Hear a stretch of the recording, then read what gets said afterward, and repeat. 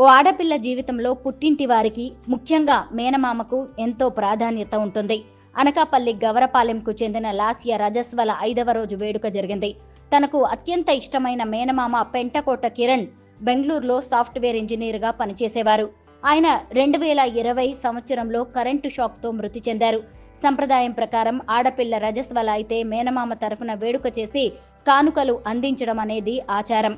అమ్మమ్మ ఇంటివారు చేసే వేడుకలో లాస్యకు మేనమామ లేని లోటు కనిపించకుండా లాస్య తల్లి మాధవి సిలికాన్ ఆర్ట్తో తన తమ్ముడి రూపంతో విగ్రహాన్ని ముంబైలో తయారు చేయించి రప్పించారు.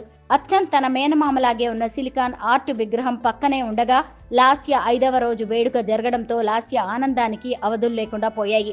ఈ సందర్భంగా లాస్య తల్లి మాధవి మాట్లాడుతూ తన కూతురు లాస్య అంటే తమ్ముడు కిరణ్ కు ప్రాణమని, చిన్ననాటి నుంచి అల్లారు ముద్దుగా చూశాడని, వారిద్దరూ మంచి స్నేహితుల్లా ఉండేవారని, 2020వ సంవత్సరంలో తన తమ్ముడు ప్రమాదవశాత్తు మృతి చెందాడని, కుటుంబం మొత్తాన్ని ఆ ఘటన ఎంతో కలచివేసిందని, గత 4 సంవత్సరాలుగా ఆమె తల్లిదండ్రులు కూడా తన తమ్ముడిని తలుచుకుంటూ ఇంటికి పరిమితమయ్యారని చెప్పుకొచ్చారు.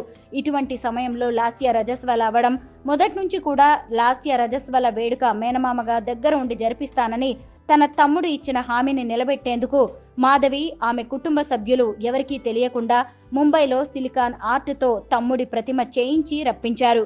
ఈ రోజు జరుగుతున్న వేడుకలో విగ్రహాన్ని చూసి అందరూ ఆశ్చర్యపోయారు. విగ్రహం అచ్చం మనిషి ఉన్నట్టే ఉండడం చూసి కిరణ్ తల్లిదండ్రులు కూడా ఆశ్చర్యపోయారు. కిరణ్ లేని లోటు ఈ వేడుకలో ఉండకూడదనే ఉద్దేశంతోనే అతని విగ్రహాన్ని వేడుకలో ఏర్పాటు చేశామన్నారు. మంగళ స్నానాలు దగ్గర నుంచి రజస్వల వేడుక ప్రతి సందర్భంలోనూ ఈ విగ్రహానికి రోజు బట్టలు మారుస్తూ ఎంతో సంతోషంగా అందరూ గడిపారు.